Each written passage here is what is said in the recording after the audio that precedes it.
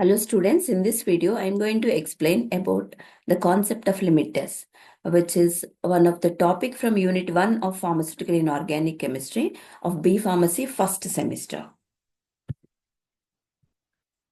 Now what are limit tests?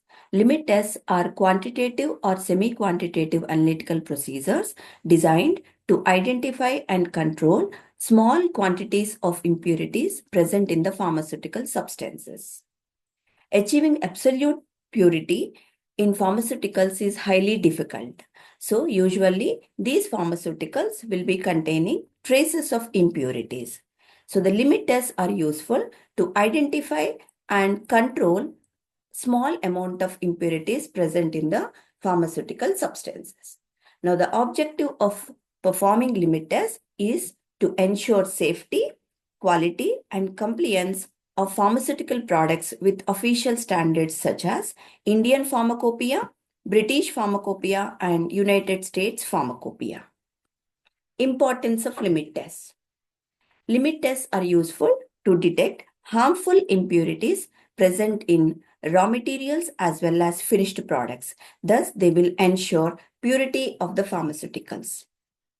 They also useful to limit toxic substances such as lead, arsenic, chlorides to permissible levels. Thus, they will ensure patient safety. All these limit tests will be performed in adherence to the pharmacopoeial standards like IP, BP, or USP. Thus, they will meet with the regulatory compliance. If any of the pharmaceutical substances is checked by limit test, and if it is passed that particular limit test, means it builds trust in manufacturing and distribution of the pharmaceuticals, thereby ensuring the quality assurance.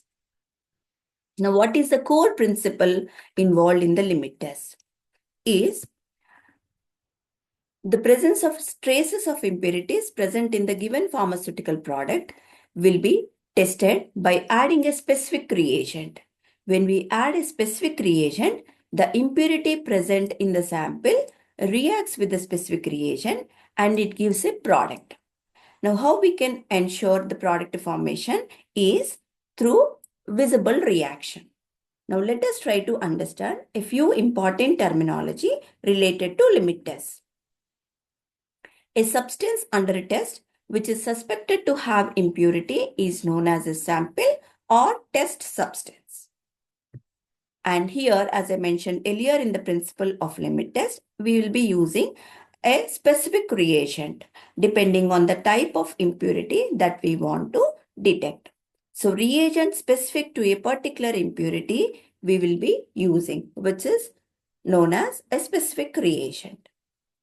Now, as a result of reaction between specific reagent and the impurity, we get a visible reaction. This visible reaction can be in the form of observation of opalescence or turbidity or color change. Now, let us try to understand what are these specific reagents and the visible reactions with few examples. For example, in the limit test for chlorides, the IP prescribed silver nitrate solution as the reagent.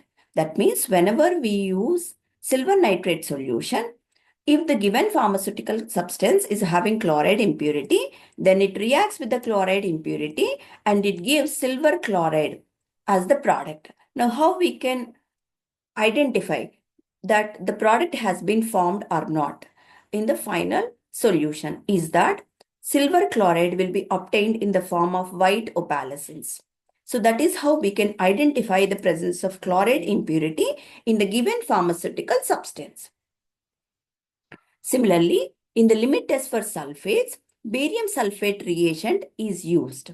So this barium sulfate reagent consists of barium chloride solution which reacts with the sulfate impurity if it is present in the sample and it gives barium sulfate as the product. And the formation of barium sulfate we can observe in the form of turbidity.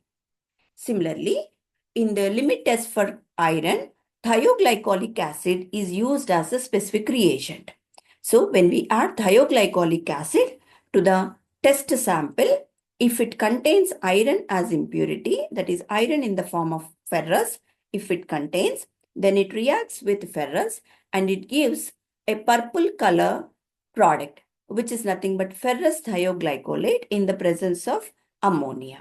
So the formation of purple color in the final solution gives an idea that the given pharmaceutical compound or substance is having ferrous form of the iron as impurity. So this is how specific reagents are prescribed by pharmacopoeias. So when we add these specific reagents, they react with the particular impurity present in the given pharmaceutical substance, and the corresponding product formation will be ensured via a visible reaction.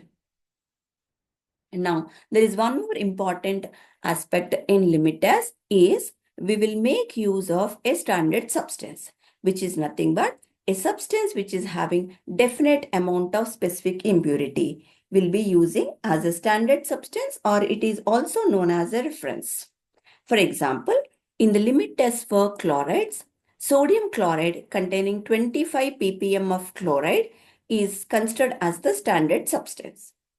In the limit test for sulfates, potassium sulfate containing 10 ppm of sulfate is used as the standard substance.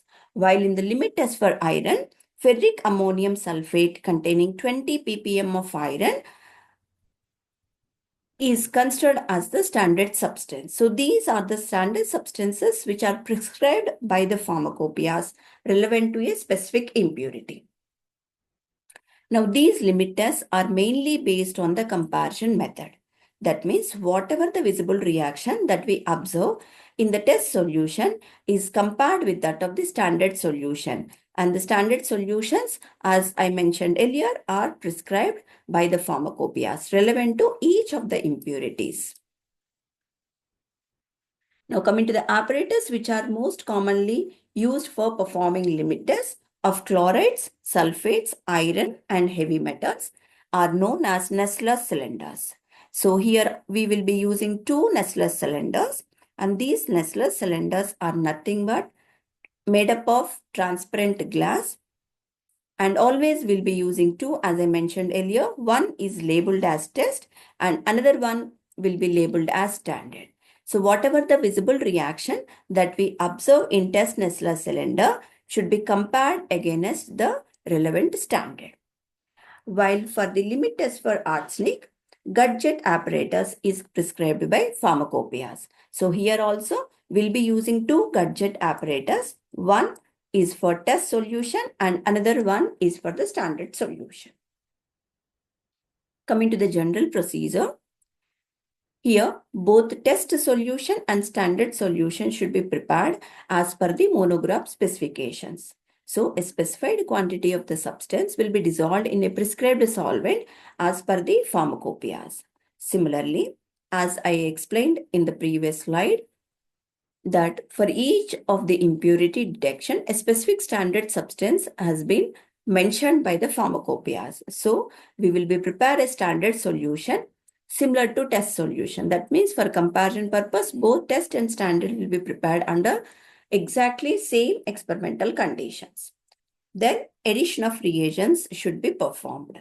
For example, for the detection of chloride impurities, silver nitrate solution is used, and for the iron impurity, thioglycolic acid will be used. So these specific reagents are added uniformly to both test and standard solutions. And whatever the visible reaction that we observe, either that may be opalescence or turbidity or color intensity in the test solution should be compared with that of the standard solution. Some of the key points to remember about limit tests. These are essential tools for ensuring pharmaceutical safety and compliance. Each impurity in limit test is identified by adding a specific reagent. Always use fresh reagents and freshly prepared standard solutions in order to ensure accuracy of the limit test. And always maintain clean apparatus to avoid contamination. And follow prescribed procedures as per pharmacopoeias. If this video is useful to you, like and share it. Subscribe my channel and click on the bell icon to get more notifications about my next videos. Thank you.